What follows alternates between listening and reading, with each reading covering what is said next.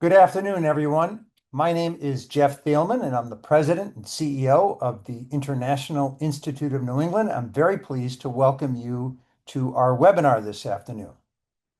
We are very privileged at IINE to serve resilient, hardworking immigrants every day, and we see those qualities in our youth every day as well.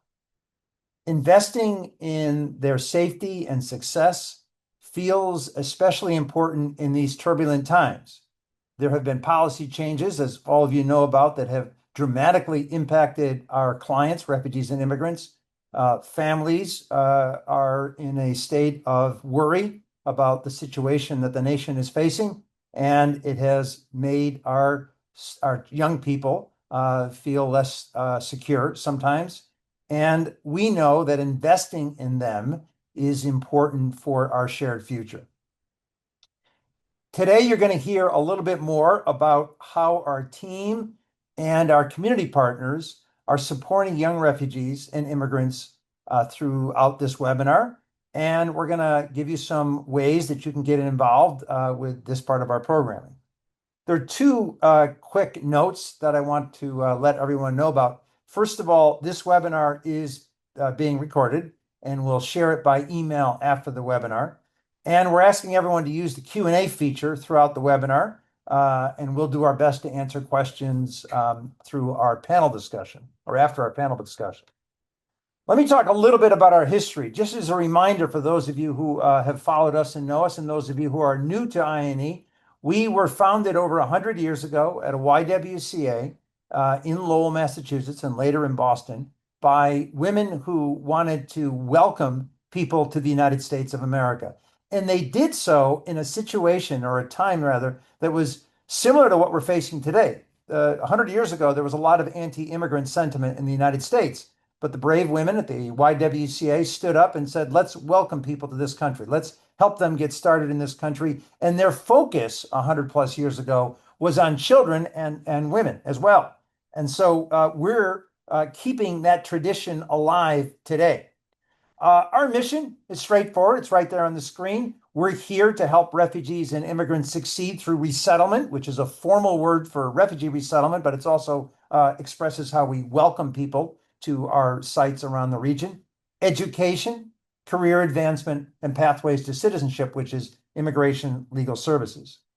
Our theory of change, which was designed by Alexandra Zan Weber, who you're going to hear from shortly, is right there on the screen. And we welcome people, and we are welcoming people primarily who are fleeing conflict and very difficult circumstances in their home nations, people with very limited resources. And a lot of the people that we welcome, obviously, are families with young children. We stabilize people through education, adult education, and education programming for youth, which you're going to hear about today. Career advancement, that involves placing people in jobs and helping people through various programs we have to advance their careers. And then finally, civic engagement, which is immigration legal services, a program that has been very, very busy over the course of the past year. All of our work requires the support of friends like you. We rely on you to help us advocate. We rely on you to contribute. We rely on your talent to be volunteers with us. And we rely on your moral support in the community. It means a lot to all of us. So today in the webinar, you're going to hear from Zan Weber, our Senior Vice President and Chief Advancement Officer. Zan has been with IINE for 18 years. She started in programs. She is a social worker, and she's now managing our external relations, advancement work, and has a broad view of this organization and the people that we serve. Zan will be joined by our panel of staff and community experts who will share what they are seeing firsthand with youth and how IINE and our community partners are responding to meet young people where they are. We'll also share some concrete actions you can take to help refugee and immigrant youth.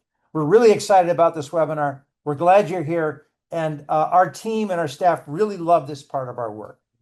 Zan, I'm going to turn it over to you.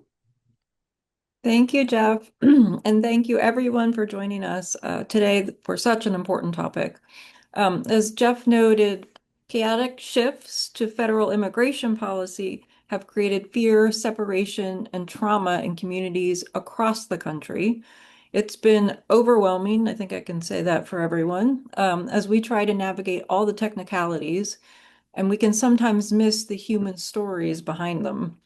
And this is particularly true when it comes to children's experiences.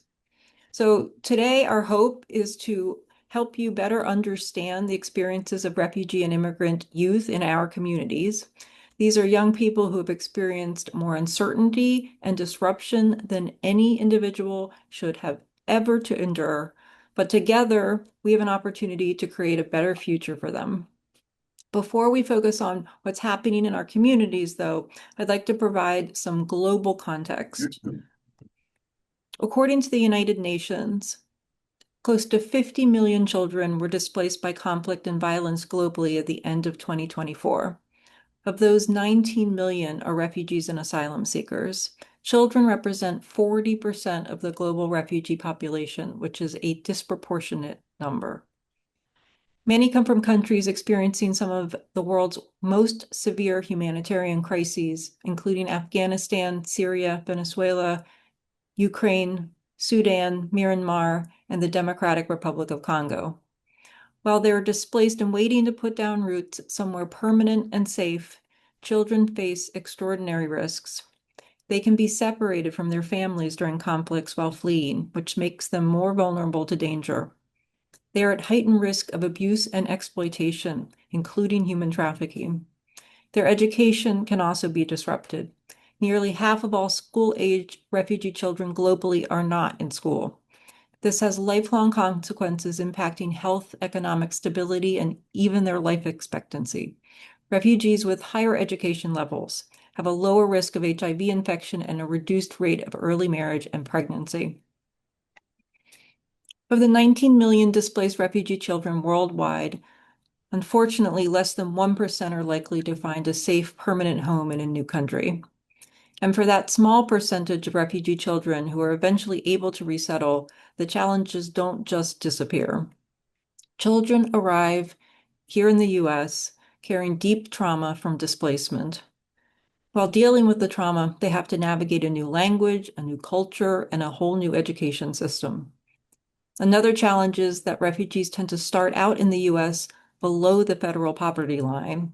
This has only been exacerbated by the federal administration's recent decision to revoke food stamps, benefits, medical benefits, and other supports for refugees who do not have green cards. In many families, young people are adultified.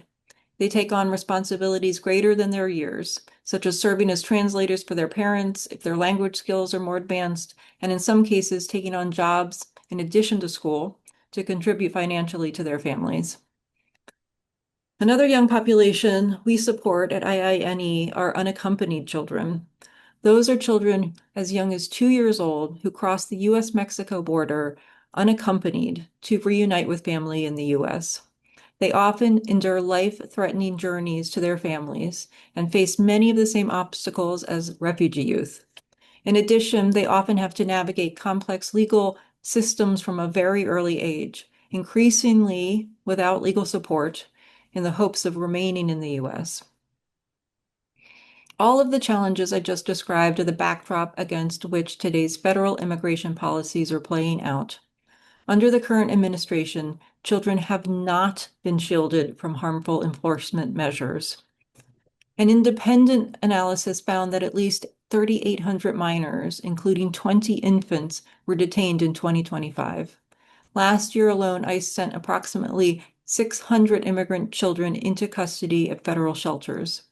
That is more than the entire number of children detained in federal shelters under Biden's entire presidency. The U.S. refugee admissions program has largely been suspended in 2025, abandoning individuals and families and children of all ages who are approved and preparing to resettle in the United States. And this past week, the administration announced that refugees who arrived under the Biden administration will be detained, re-interviewed, and may be deported. Furthermore, family reunification was halted through the expansion of travel bans. And finally, legal statuses have been terminated for some of our country's most vulnerable immigrants. When parents lose legal status, their children are suddenly at risk of separation, displacement, or being forced to relocate to the countries they have not been to since they were very young, or for some have never been to at all. We know that despite all of these challenges immigrant youth encounter, their potential knows no bounds. When they are supported, our youngest clients become accomplished students, driven young professionals, our leaders, and in communities and beyond. That's why we're doubling down at IINE on our investment in their success. Our programming, which you'll hear about in depth shortly from our panel, focuses on a few key areas. First, education support. Our staff help families enroll their children in school and familiarize them with the school system, expectations, and resources. We provide tutoring and mentorship to help youth successfully complete high school and apply for and enroll in college. Second, health and wellness. Our team ensures our clients have access to safe living environment, nutritious food, and medical care. Third, the social environment. Growing up in a new place with limited language skills can be very isolating. We address this by organizing social opportunities and outings for refugee and immigrant youth, including to local museums, libraries, parks, and sporting events. Fourth, career prep. We mentor youth to help them identify and pursue their career passions, connecting them with skills training programs, helping them prepare application materials, and arranging job fairs with local employers. And finally, family reunification. When unaccompanied children reunite with family in the U.S., our team is there to help ensure a smooth and a safe transition. Our social workers provide clinical assessment and family safety planning, connect children with physical and mental health services, educate guardians on the effects of childhood trauma and resources for healing, and help children access food, education, and legal support for asylum. You'll hear much more about all of these efforts from our panelists, who I'm excited to invite now to join us.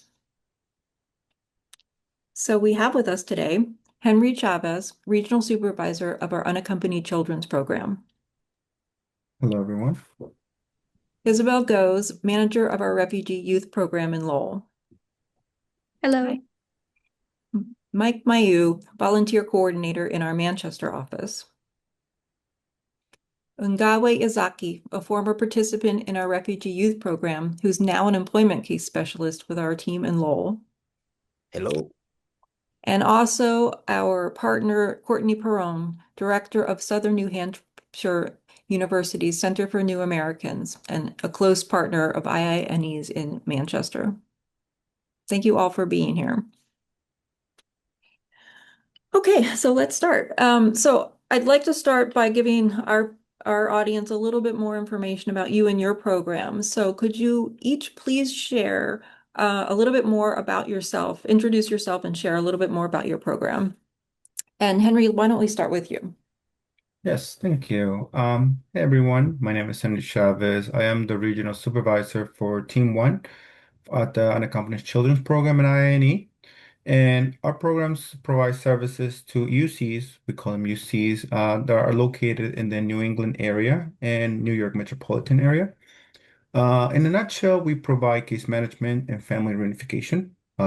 Case management specifically, such as school enrollment, legal aid referrals, health insurance applications, just a little bit of everything, guiding with the need of the child in mind. So, and we have been specifically assisting kiddos who are been released from the Office of Refugee and Resettlement, the office that administers all shelters. So we get direct referrals from them. Thanks, Henry. Isabel, can you go next? Absolutely. Hi, everyone. My name's Isabel. I oversee the youth program in Lowell. With our program, it includes a range of counseling supports for personal, academic, and career growth. Along with this, we offer after-school programming such as tutoring to support youth in achieving their high school diplomas, improving English proficiency, and preparing for professional licensing. Our clients also gain crucial life skills needed to adjust to society through our personal professional development workshops and mentoring matching. Our refugee and immigrant youth range in age from 13 to 24 years old, so a large capacity of clients. And some of our youth, they arrive with a clear plan and direction, but others, they need extensive guidance and skill support. We meet each individual where they are and help them build a realistic pathway forward. And as of right now, we are supporting over 95 youth, all with unique needs and goals. Thanks, Isabel. Ungaye, can you go next? Hi everyone, my name is Ungaye Izaki, and I am an employment specialist, case specialist. And I could say that my primary responsibility is to ensure that all of our clients secure employment opportunity here in America. And I myself was also a refugee from the Democratic Republic of the Congo. And I spent all my 5 years in with the IINE. I mean, I feel very blessed actually for that. Um, so I guess that's all I can say. Thanks, Ungaye. Mike, can you introduce yourself? Hi, everyone. My name is Mike Mayu. I've been with IINE for about a little over 4 years.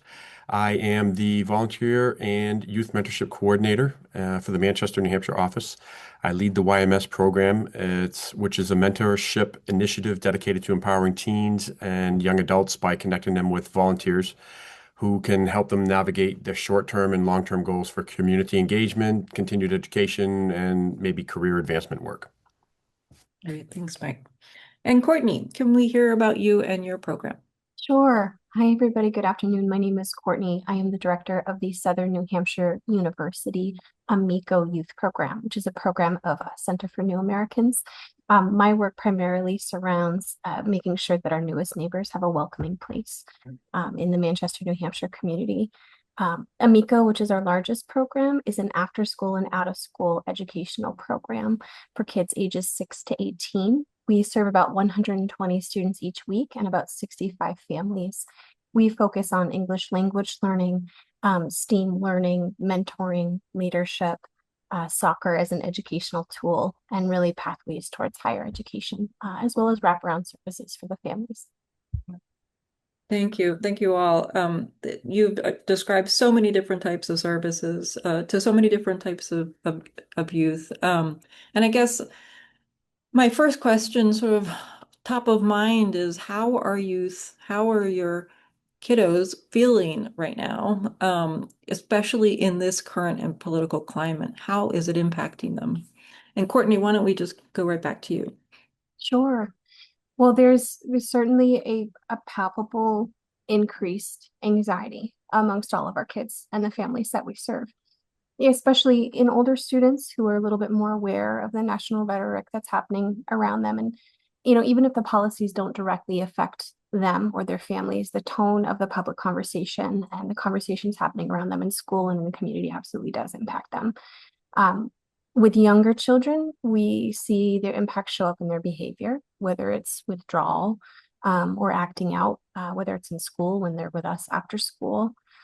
And some of our families are definitely hiding, really, trying to stay under the radar, and they're pulling away. But for the most part, the majority of our families are actually coming out in droves. And I think they're really craving that community connection and more solid connections to resources in the absence of resources or the sudden loss of them, as we're seeing. Our enrollment numbers are rising. We have a wait list right now. And so I think that there's a little bit of a mix in the community in Manchester between folks who feel it necessary to hide, and I understand that, and then folks that need that community. Yeah, thank you. How about you, Isabel? Are you seeing people hide, come out? What's happening in your program? Absolutely. Yeah. I think right now, similar to what was shared, our youth are feeling anxious, uncertain, and just fearful. We have had clients express increased concerns with going to school and just feeling safe in the community in general. I do feel that social media has amplified this fear. There are posts about ICE activity that can be misleading or provide false information.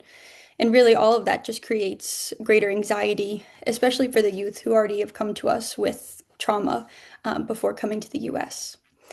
I think for numbers, we've seen lower attendance at our events, mainly with our Haitian youth.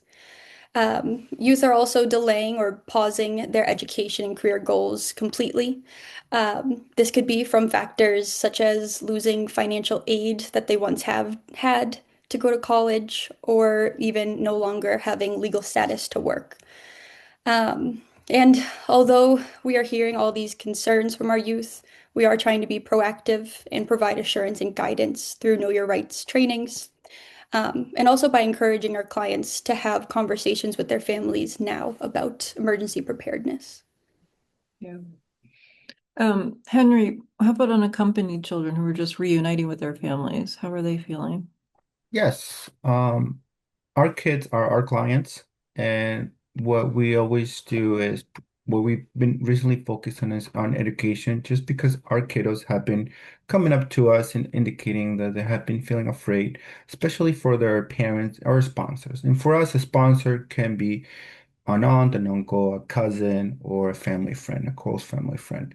So they have felt very afraid for them, and that could prevent them from focusing on things that a kid should be focused on, like developing, playing, going to school, achieving all their academic goals, right? So, and also they've seen that a lot of areas where they once thought they were safe, such as churches and schools, are now being targeted. So it's really affecting them. So now, since we come go into the homes, one of the things we lately been focusing on is provide them education about their rights, safety planning, creating a family plan to make sure the family is educated and is ready in case any situation. Thank you. Mike, do you want to share how your kids are doing? Yeah, I mean, same as everyone else has described. They're nervous, they're unsure about the future. A lot of them are focusing inwardly on their own families to help support their families, which for the youth mentorship program, it doesn't always allow them enough time to work on their own goals, which for long-term purposes could be, could help their whole families be more successful. So that definitely is a challenge. They just feel like they don't have enough time. They're doing school, then they're going to work, and then they might come home and play mom and dad for the rest of the night while mom and dad are working. So just to help support the family, which is, culturally that's needed. So I mean, everybody is describing kids who I think may have expected a different situation during their resettlement, adjustment, reunification periods. But given all of those challenges, what does success actually look like for your kids in your programs? Has that changed? Isabel, maybe you could share? Absolutely.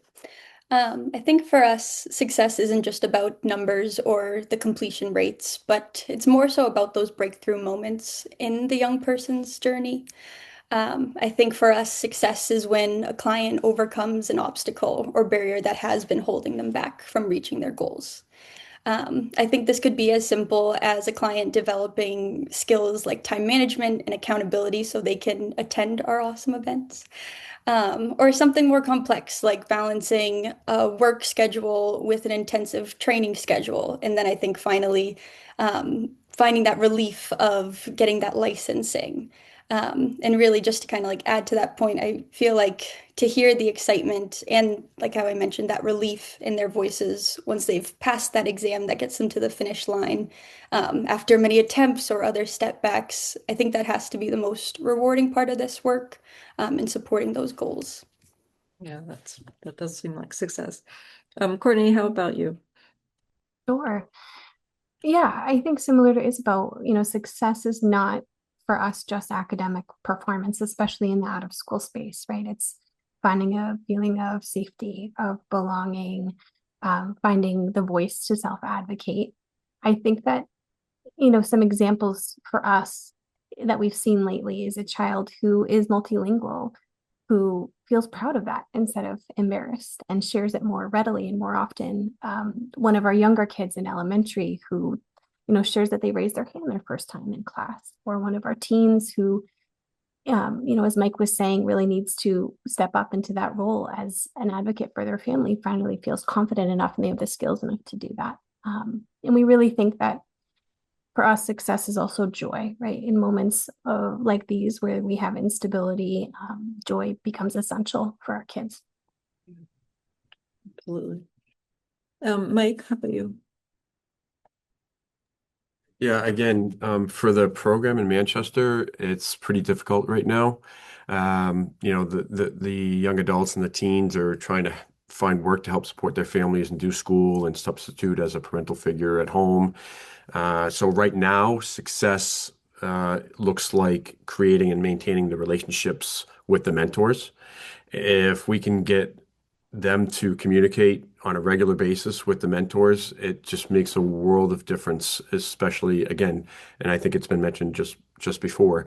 It's helping them with time management. It's making sure that their goals are a priority for them so that they can become successful in the future. And it's just making sure that they know that they're supported in so many ways so that they can reach their full potential. So making sure that we are getting the message across that the mentors and IINE are there for them in whatever way they need. Yeah. Henry, what does success look like for kids that are joining families? Our kids arrive to the States with a lot of barriers once they arrive here to the States, such as the language, the culture, the day-to-day. So for us, success means fully integrating this child into the community. What would that be? It would be school, enrolling the child into school, having had a medical appointment, enroll them into youth programs or any other academic support that they might need. It's just like full integration where the child belongs into the community. I think that's what we ultimately aiming at. And then for throughout our services, which it could be 6 months or up until the child turns 18, we want the family to eventually become independent, that they can advocate for themselves. But they can always have us there to support, but ultimately we're looking for them to be independent. Yeah. Okay. I mean, I guess everyone's describing such sort of basic things, but they're really so important to just, a child's development, all of their steps. And I guess it's just really important to have hope. Um, and I think I get hope from just hearing about your support. I can't imagine what these kids would do without you thinking and about them and thinking about their experiences and helping them move all of that so much on their plate forward. Um, to give like a more sense of sort of a concrete experience, could you each share a story that kind of illustrates how impactful, how life-changing the support can be for the youngest of our clients? Because it's so hard to explain, but it's so important. Um, and Ungawe, maybe you could start. Sure. Yeah. Let me start with mine. Again, I was a refugee. I'm a refugee actually from the Democratic Republic of the Congo. And I arrived here in 2019 in August. That was my year, my first year in America. So I spent most of my time with the IINE support. They supported me through everything. And I was also lucky to join the mentoring program, youth mentoring program. So during that time, at first, actually, when they presented uh, a mentor for me, I felt very emotional and I felt like my life would be starting changing from that time. Um, and I mean, my mentors helped me through every aspect of life. Like, let me start with education. Um, I came here speaking a little of no English, and I was fortunate enough to join ESL and had mentors who helped me, I mean, improve more of my language. And I was able now to understand like reading, um, English grammar, speaking, even I started learning their accent. If you feel you can hear like a little bit of American accent from me, it's because of my mentors. All my mentors are, I mean, most of them are Americans, were born here, so they know more about American culture. So I was very lucky to have them at that time. So I was fortunate enough to learn, I mean, to have them beside me throughout all my journey that we spent, especially for my English. And after that, I was able to go and take a GED class. I did my GED, and they helped me understanding like questions, and also they also helped me to know how to answer, understand concept and understanding how to answer the concept or the question very in a good way. I was lucky and passed my GED. I struggled a lot though. I felt and felt and felt, but again, we had mentors and they kept telling us that, oh, you gotta, if you fail, you gotta rise up again and try. Fail, try again. So, yeah, that was kind of motivation, like something motivational that they instilled in me, and I passed my GED and was also able to go to college. I just graduated from community college. That was last year, yeah, last year on May in May, and yeah, I'm very lucky to have all of this support. I mean, even when I was in college, they kept asking me, "Oh, reach for any. If you have a question, just reach out to us. We will help you. We can, if it's like especially those reading kind of questions, we'll try to help you and, I mean, see if we can you can be successful in your academics." So I remember sometimes my mentor, and I was like, these people, they don't know me.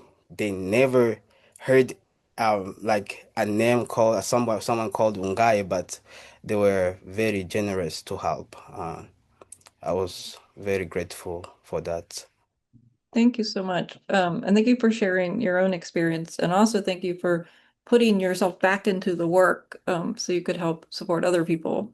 It's amazing. Henry, how about you in terms of Yeah, um, experience of kids? Yeah. yes. A lot of our kids, our UCs, do come to this country with a lot of ideas and dreams. For a better future, right? And it is powerful to see the drive that they have on in them to achieve their goals. And we're here to kind of remove some of those barriers, right? A specific story is I had a case where my kiddo arrived from Guatemala uh, and reunified with his adult sibling in Walton, Massachusetts. And this this UC was so driven to just achieve all of his goals because of all the sacrifice that their family had made from home country to send him here um, to achieve all his dreams. So in this specific case, my kid was able to enroll in school, high school. He had a lot of dreams to be a soccer player. And so we connected with the adjustment counselor. We got him into soccer practice. We got him tutoring to improve on his English skills as fast as possible. And eventually, by the time he turned 18, he graduated with a diploma and he was pursuing his higher education. Unfortunately, I wasn't able to continue providing services after he turned 18, but I was very taken away of how much he has improved in the little time he had here in the States. So, and that's just one story out of many that our kids are just trying to have an opportunity here in the States to achieve their goals. Thank you. It just feels like having a little bit of support and believing in kids is, it just sort of makes all the difference. Um, Isabel, do you have a story you could share of support, how it changed someone's life? Absolutely. And I don't know, it's so hard to just think of one. I feel like success is just always happening with our clients. It's really just, I'm very grateful to be able to experience and support. I think a case that proved very challenging, but then also proved very rewarding was a client I worked with not long ago. Her name is Behishta. She just coming to the program, she needed to improve her English.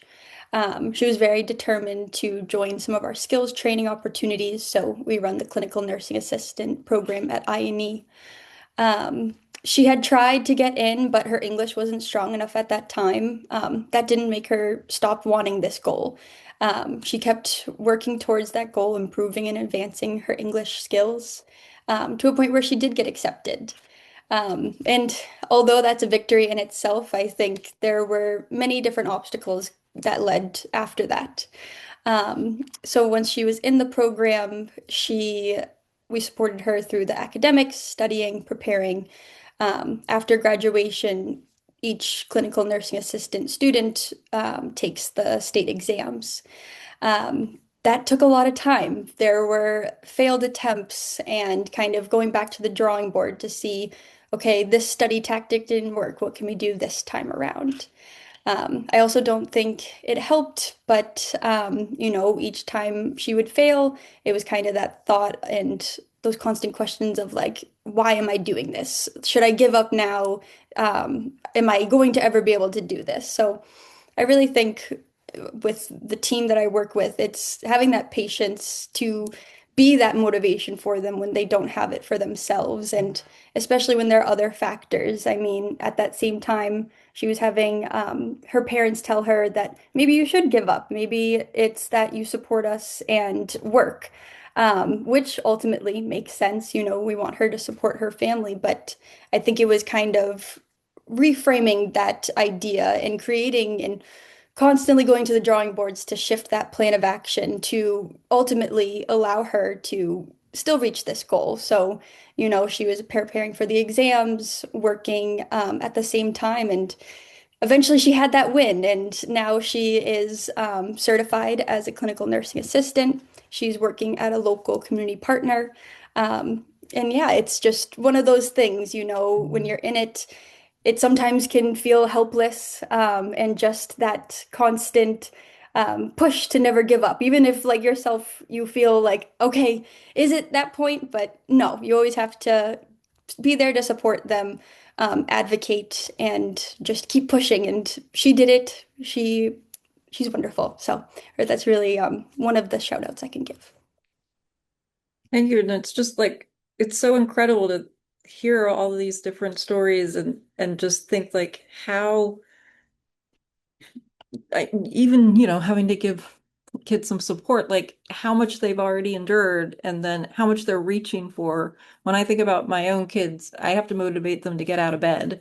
And again, motivation is so it's so incredible, but just to realize that these children have really been through a much different and even this year, like much more challenging experience than we'd ever want for them. But with your support, just feeling like they can move forward is incredible.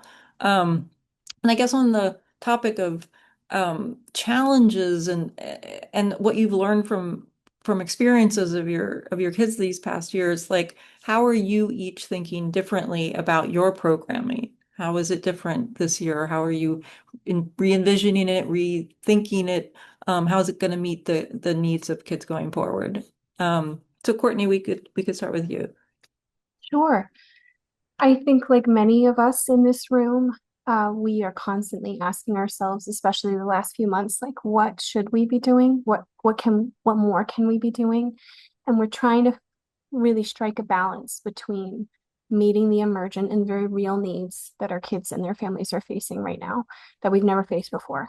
And also at the same time, returning to and retaining our core programming that we know works.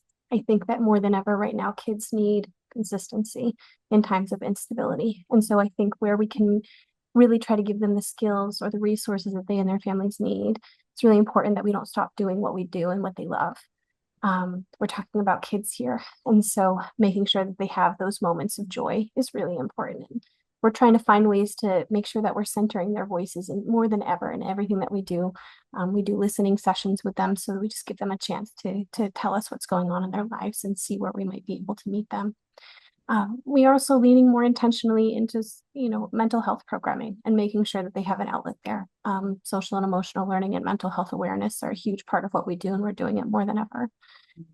We're also trying to, although we recognize the adult responsibilities they are taking on right now, we are trying to take some of those responsibilities off their plate as much as we can and give them their childhood back. So one of the examples is we are trying to more readily connect the English language learning providers in the city to one another so that the experience of navigating those resources for kids and families is more streamlined, and they're spending less time wondering, how do I get to my English class and when, and more time on what's really important. And more, I think, than anything, we are trying to protect their childhood and their play. So, play, joy, these are not distractions from the very real problems that are happening right now in our world, but they are a form of peaceful resistance that we can protect for our kids. Yeah.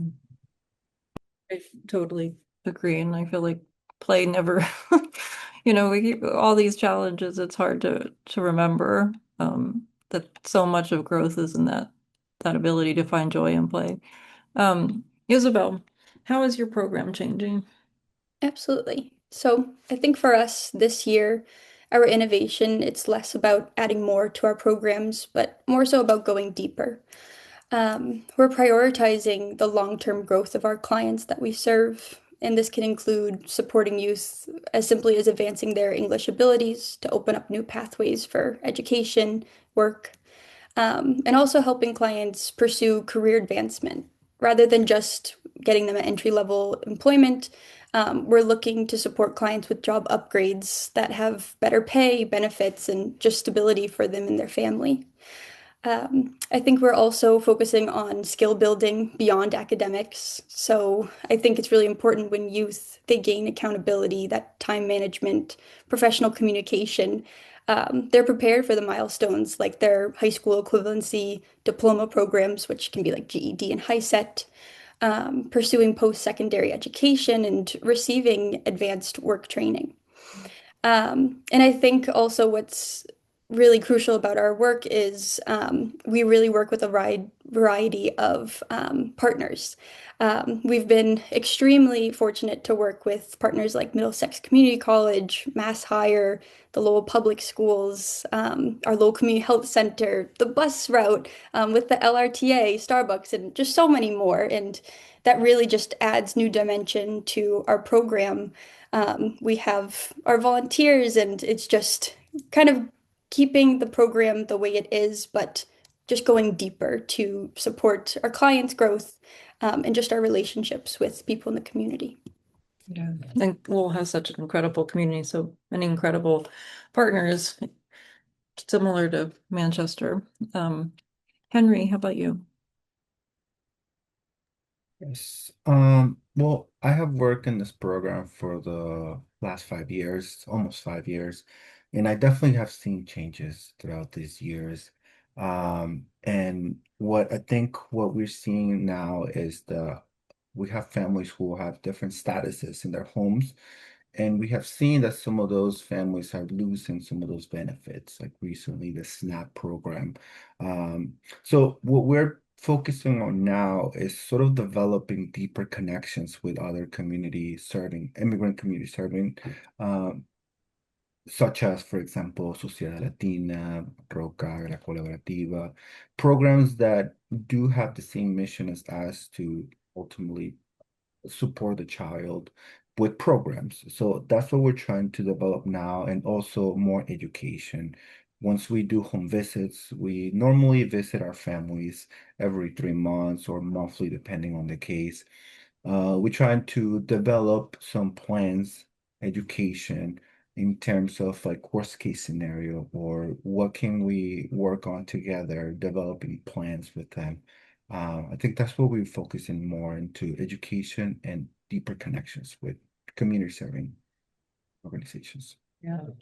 And just brings up again, like we've never done our work alone, but partnerships have become so invaluable. And it does feel like so many partners are working together now, which is another source of like real hope for our kids. Okay, this is a final question, and then hopefully we'll have a few minutes for the audience questions. What is one thing that you wish more people understood about this work or about young immigrants? Mike, why don't we start with you? Well, it's a lot of things probably, but I think just the fact that we need to understand from a cultural standpoint their family requirements and the dynamic that goes within the family, even at a young age. I mean, the kids that come in are, they're far more. There are far more requirements put upon them by family, that probably a young kid would need. So most of that, we really try to impact on them that that they just need to be a kid, and leave them with some playtime. And we try to, again, we work with so many other organizations that can supply those kinds of things that it goes a long way. Like with Roca, and we work with some of the colleges and the Amelia Center and the Chandler Center and Courtney. We're trying to deepen our relationship with Courtney, especially now that they're right next door to us, which is great. And we try to share some space and stuff like that. So Yeah, thank you. That's helpful to remember that for people from another culture, they're bringing their entire cultural sort of requirement and expectation. They don't leave that behind when they come to the US. And that can be a challenge to balance. Okay, Isabel, how about you and sort of what you hope people understood? Yeah, absolutely. And I think we've been kind of touching upon it throughout this entire webinar, but many of our youth, they do carry more of the responsibility than your average US teenager. They often act as cultural navigators for their families and help with things like scheduling, attending appointments with their parents, language translation, understanding systems, navigating SNAP, and supporting their siblings, making sure that they go to school on time, they're doing good with their schooling.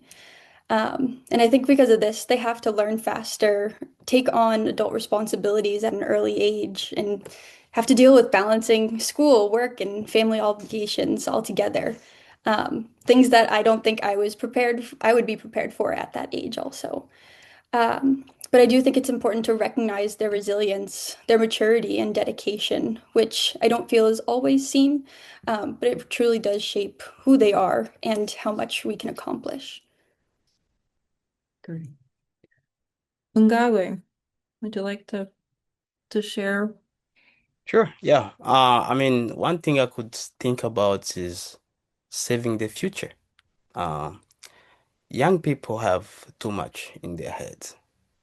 I went through all of this, and at once I had a dream, but I had no like place to start, like a starting place, which lead me to one thing that is one piece of information that can be I mean that you can take to a youth can change even the entire world.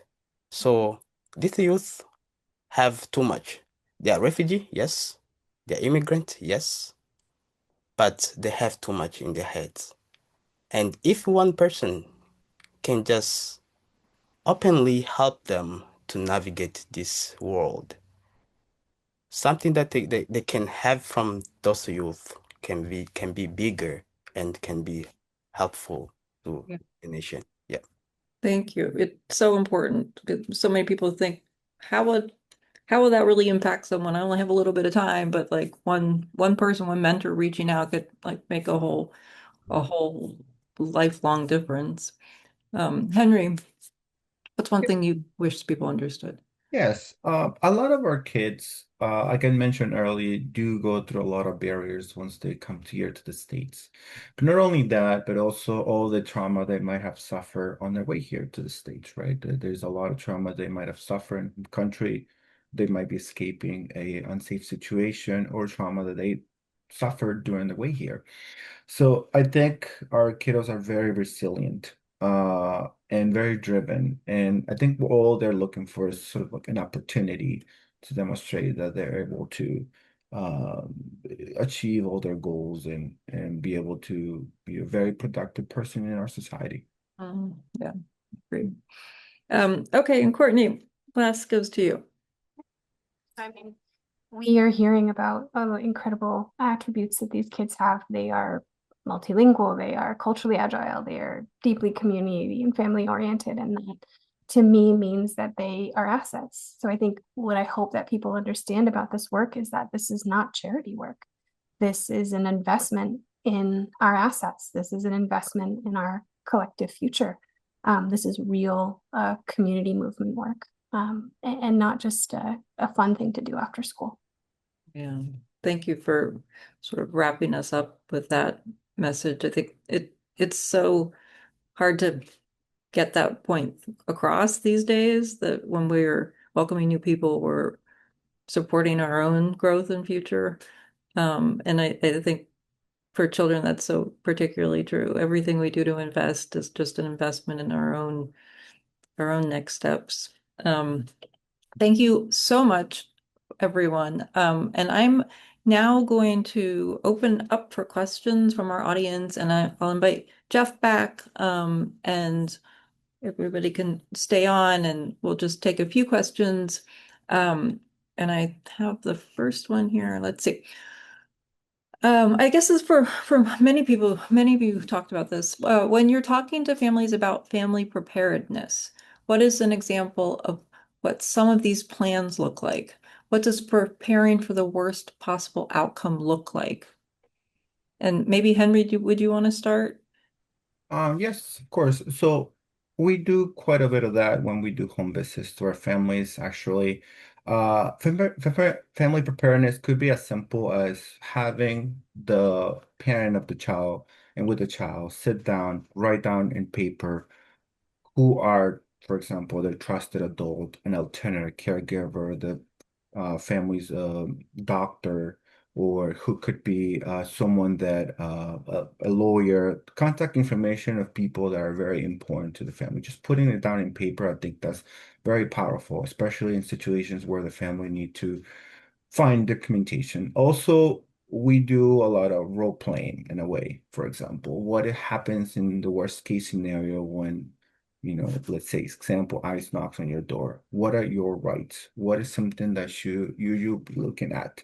So we do a lot of those role plays in family preparedness when we're there at home. Okay, thank you. And I think we have time for one more question. So the question starts with several of you mentioned anxiety and fear among youth right now. What does trauma-informed support actually look like in practice? And how do you create stability for young people in such an unstable environment? And I think maybe Courtney will ask you to respond.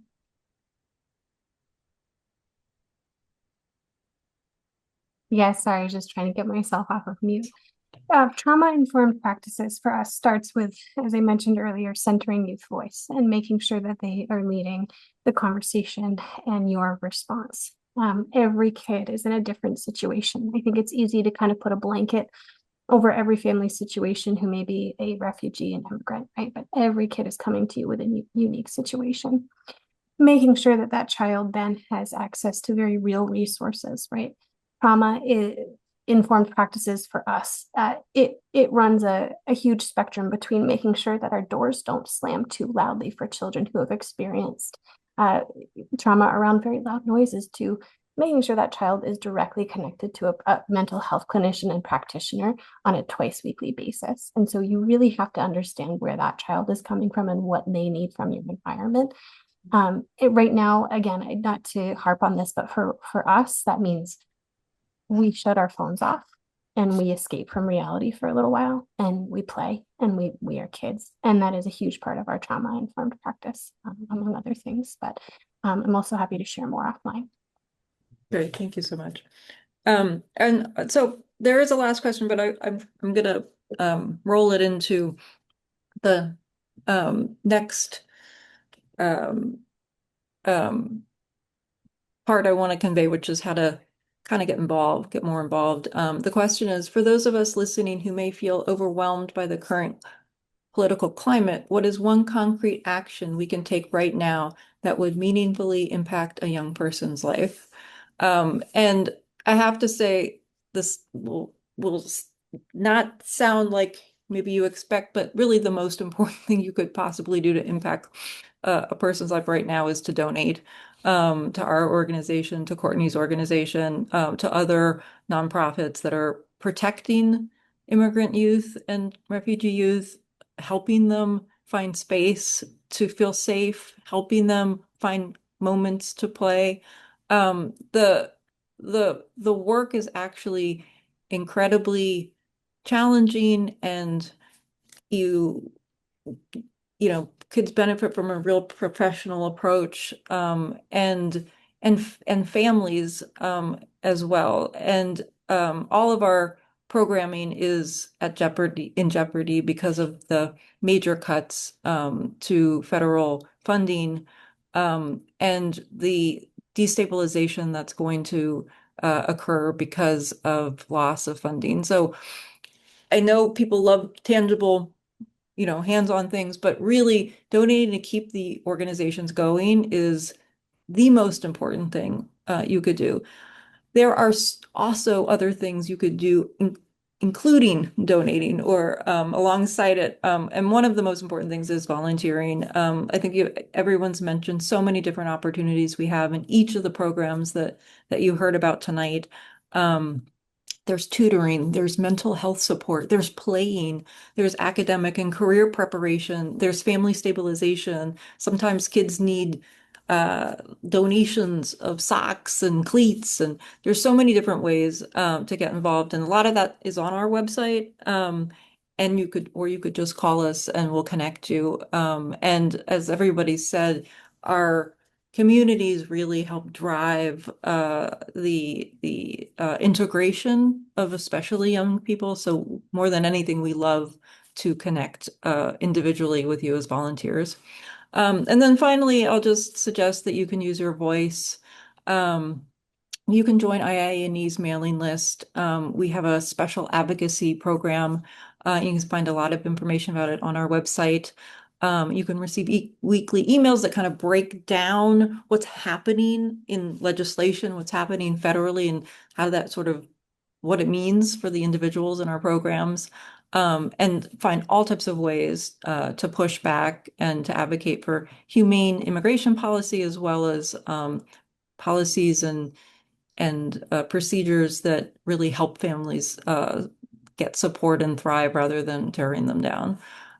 So I'm going to now invite Jeff back just to say thank you to everybody and to close us out.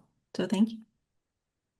Yeah, I want to thank everyone for listening today. I also want to recognize the talent of this team. Mike and Courtney are an outstanding team up in Manchester. If you're ever at 470 Pine Street, Mike can greet you and bring you upstairs to meet Courtney and the programming there. Ungawe, we're really proud of Ungawe. He came through our programming. And Isabel in Lowell, if you ever want to go see what's happening in Lowell, we can try to make that happen. Henry's program is a much more confidential program, and you can talk to Henry, but not meet the children at all. I'm really proud of Zan and this whole team for the work they do. And if you're one of our supporters, you should know that we have a lot of devoted talent working every day with our immigrant and refugee youth right here on this screen. Incredible talent. What we say to the staff every day, and what I say to folks every day is that, yeah, these are tough times for refugees and immigrants, no doubt about it. Lots of challenges. But the work that we do every day is we support the clients in front of us. And by doing that, we make a difference in their lives, and we push back against a narrative that isn't always positive, and we push back against policies that aren't helpful to our clients. by simply doing our work, by simply helping the people in front of us. And we thank you for being part of it. You are critical to our work. Thank you for joining us, and we will see you soon.